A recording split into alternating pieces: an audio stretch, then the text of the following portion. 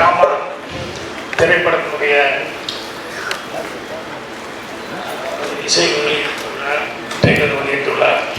அதுக்கு வந்திருக்கிற அனைத்து பத்திரிகையாளர் நண்பர்கள், ஊடக நண்பர்கள் எல்லாத்துக்கும் என்னுடைய பணிவான வணக்கம் தெரிவிச்சுக்கிறேன்.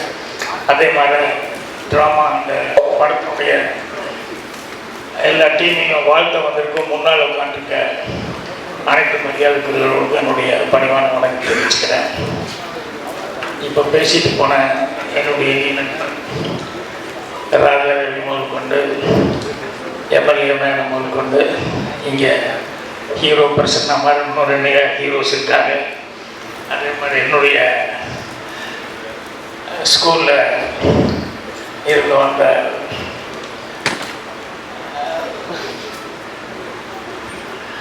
சாந்தினி முதல் கொண்டு இங்கே இருக்க எல்லா டெக்னீஷியன்ஸ் எல்லாத்துக்கும் என்னுடைய பணிவான வணக்கத்தோடு தெரிவிச்சுக்கிறேன். முதல்ல இளமாறன் அவர்களுக்கு என்னுடைய நன்றி தெரிவிச்சுக்கிறேன். ஏன்னா ஃபஸ்ட் டைம் இந்த படத்தை ரிலீஸ் பண்ணுறாரு. ஏன்னா அவர் படம் முன்னால் பேசும்போது ராதாரவி சொன்னார் இல்லையா, எடுக்கிறது பெருசு இல்லை, படத்தை ரிலீஸ் பண்ணுறது தான் ரொம்ப சிரமம், அதுக்கு தான் யோசிக்கிறோம். ஸோ இந்த படத்தை ரிலீஸ் பண்ணுற மாறன் அவர்களுக்கு என்னுடைய மனமார்ந்த நன்றி தெரிவிச்சுக்கிறேன். இங்கே கூடி இருக்கும் என் குடும்பத்தை சேர்ந்தவங்க, வந்திருக்கும் பத்திரிகையாளர்களுக்கும், என்னை வாழ வைத்துக் கொண்டிருக்கும் யூடியூபர்ஸுக்கும்,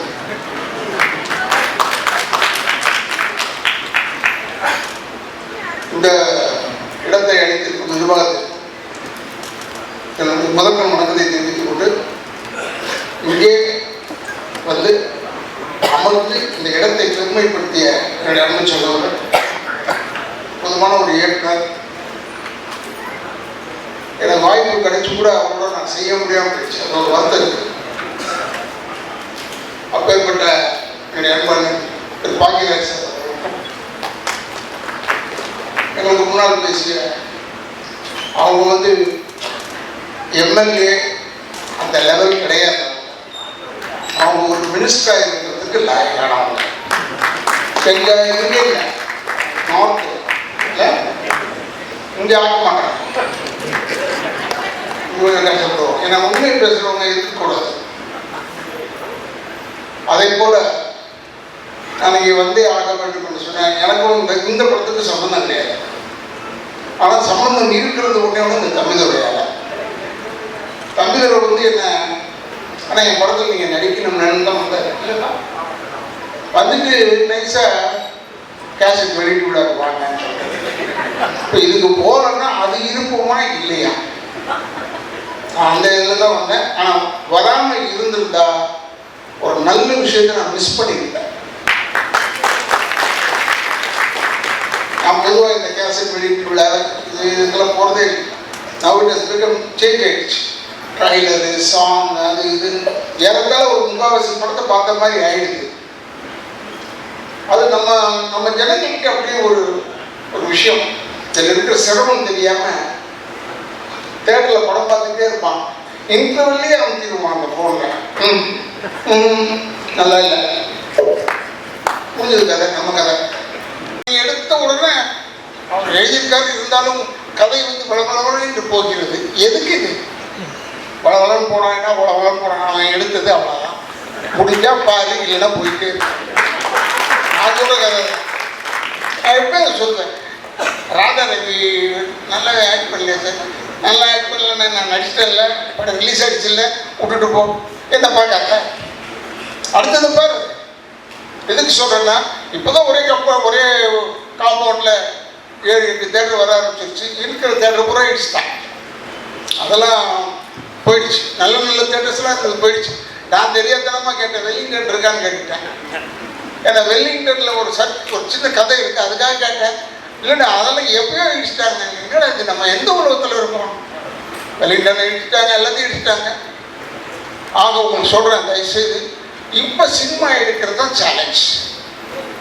ஏன்னா சினிமா எடுப்பது ரொம்ப சுலபம், நடிக்கிறது ரொம்ப ஈஸி, எல்லாம் ஈஸி. ரிலீஸ் பண்ணுறது தாலியாத்திரம். இளைஞர்களே, இது ஒரு வித்தியாசமான மேடை. என் அரசியல் மேடை தான் நான் ஆண்டாண்டு காலமாக பார்த்த மேடை. சினிமா சினிமா மேடை ஒரு 2 பார்த்துருக்கேன். ஆனால் இது ஒரு முழுமுதல் சினிமா மேடையாக இன்னைக்கு நிறைய ஆக்ட்ரஸ் எல்லாரையும் ஒரு இடத்துல பார்க்கும்பொழுது மகிழ்ச்சியாக இருக்குது. குறிப்பாக நம்முடைய ப்ரொடியூசர் கம் டைரக்டர் திரு தம்பிதுரை அவர்கள் சிறந்த ஒரு பணியை ஆற்றியிருக்காரு. ஒரே நேரத்தில் 2 வேலையை ஒரு மனிதர் செய்ய முடியும் தொடர்ந்து அப்படிங்கிறத தாண்டி 9 வேலை 10 வேலையை சேர்த்து செஞ்சுருக்காரு. அப்படிதான் நான் பார்க்குறேன். இது 2 வேலைன்னு அவங்கெல்லாம் நினைக்கிறாங்க. ஆனால் 10 வேலைக்கு மேலே இதில் வேலை இருக்குது. 24 ஹவர்ஸும் வந்து தன்னை டெடிகேட் பண்ணிக்கிட்டு ஒர்க் பண்ணோன்னா அது ஒன்றும் சாதாரண விஷயம் இல்லை. அதுக்காக நிறைய உளவியல் ரீதியாகவும் தயாராக இருக்கணும். இல்லைன்னா இது சாத்தியமற்ற ஒன்று. ஆகையால் சைக்கலாஜிக்கலாக இஸ் பில்ட் அப் ஹிஸ் இது ரொம்ப ட்ரொமேட்டிக்காக யாருக்கு ரொம்ப இருந்திருக்குன்னா திரு தம்பிதுரைக்கு இருந்திருக்கும். ரொம்ப ட்ரொமேட்டிக்காக இருந்திருக்கும். ட்ராமாங்கிற படத்தை எடுக்கிறதுல நிச்சயமாக அவருக்கு ரொம்ப பெரிய ட்ராமா இருந்திருக்கும். அவ்வளோ தூரம் வந்து ட்ராமாங்கிறது இப்போ நான் வழக்கறிஞர் என்ற முறையில் தினந்தோறும் பார்த்தீங்கன்னா நிறைய ட்ராமாவோட கிளைண்ட்ஸ் வருவாங்க. பொலிட்டீஷியன்ற முறையில் நிறைய ட்ராமாவோட மக்கள் வருவாங்க எங்களை நோக்கி. இப்போ அவங்க ட்ராமாவை தீர்த்து வைக்கிறதுக்கு என்னால் என்ன செய்ய முடியும்? பொலிட்டீஷியன் முறையில் கலெக்டரை கூப்பிடணுமா, அமைச்சரை கூப்பிடணுமா, இதை சால்வ் பண்ணுறதுக்கு அவங்க ட்ராமாவை தீர்க்கிறதுக்கு நம்ம என்ன செய்யணும்ட்டு வேலை பார்த்துட்டே இருந்து பழக்கப்பட்டிருக்கேன். ஸோ இந்த ட்ராமாங்கிற வேர்ட் வாழ்க்கையில் தினந்தோறும் பயன்படுத்துகிற ஒன்றாக அமைஞ்சிருச்சு எங்களை போன்றவருக்கு. கிளைண்ட்ஸ் வருவாங்க, சொத்து பிரச்சனையோடு வருவாங்க, தனிநபர் உரிமை பறிக்கப்பட்ட பிரச்சனையோடு வருவாங்க, நிறைய பிரச்சனைகளோடு வருவாங்க, நிறைய ட்ராமாவோடு வருவாங்க. அந்த ட்ராமாலேருந்து இவங்களை எப்படி காப்பாற்றுறது அப்படின்னு சட்டத்தில் எங்கே இடம் இருக்குன்னு தேடி பிடிச்சி அவங்களுக்கு அந்த ட்ராமாவை தீர்க்கறதுக்கு வழி காணுவோம். வணக்கம். ரொம்ப சந்தோஷமா இருக்கு உங்க எல்லாரையும் பேக் டு பேக் மீட் பண்றதுல.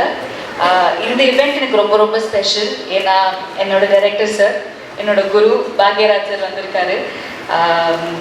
சார் ஒரு 12th ஸ்டாண்டர்ட் படிக்கிற பொண்ணுக்கு வந்து ஒரு ஹீரோயின் ஆப்பர்ச்சுனிட்டி கொடுத்து எனக்கு ஒரு கெரியர் கொடுத்துருக்காரு. ஸோ இவ்வளோ வருஷம் நான் சினிமாவில் இருக்கேன்னா அதுக்கு முக்கிய காரணம் பாக்யராஜ் சார் தான். ரொம்ப ரொம்ப தேங்க்ஸ் சார். இன்னை வரைக்குமே சார் சொல்லி கொடுத்த நிறைய விஷயங்கள் நான் நடிக்கும்போது நான் வந்து யூஸ் பண்ணுவேன். அப்போ சார் சொல்லி கொடுக்கும்போது புரியல, பட் இப்போ நிறையவே புரியுது sir. So lots of thanks to you sir. எவ்வளோ நன்றி சொன்னாலும் அது போதாது. Thank you sir, thank you.